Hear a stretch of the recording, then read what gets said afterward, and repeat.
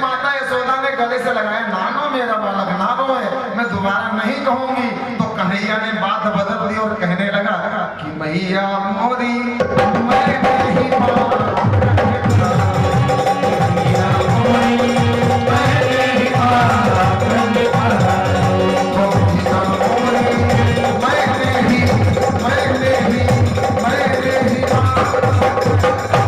कन्हैया ने बात बदल दी, मैया मोरी मैंने ही माखन खाया है, जैसा माहौल हो वैसा बात करें।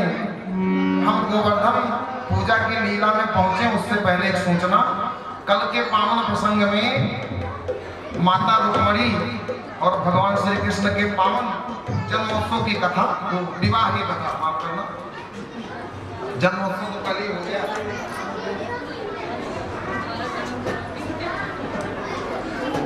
और जैसे हम आजकल के विवाह उत्सव में जाते हैं तैयार होकर के, ऐसे तैयार होकर के आना है, क्योंकि भगवान के एक विवाह नहीं 16,108 विवाह हैं।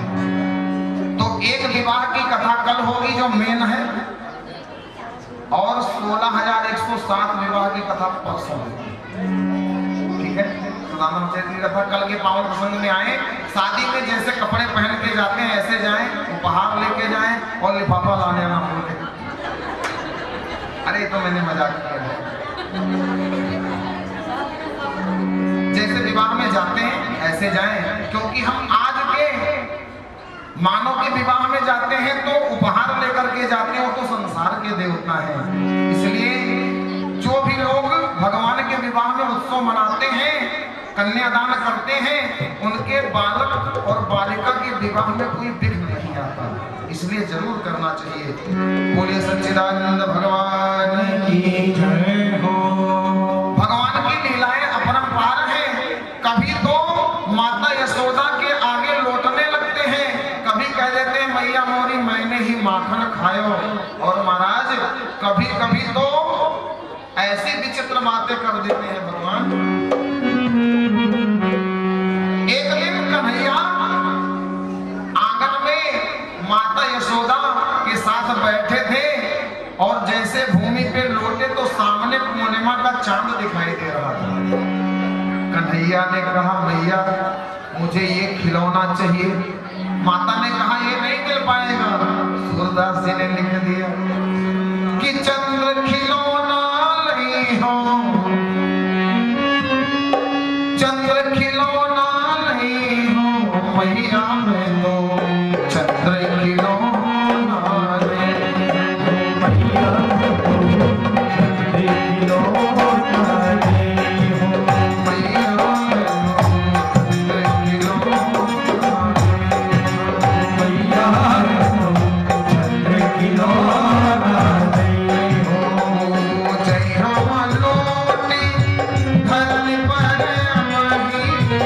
जय हो लोटी धरम पे अभई, तेरी गोद में ओ भैया तेरी गोद न आइयो।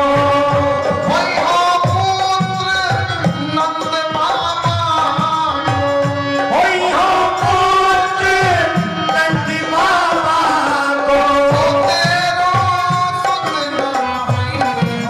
मैया मोरी चंद्र खिलौना नहीं हो मैया मोरी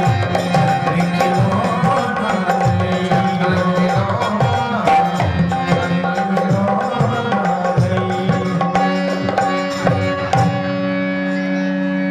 रोज रोज कंस राक्षस भेजता जाता है, भगवान उद्धार करते जाते हैं।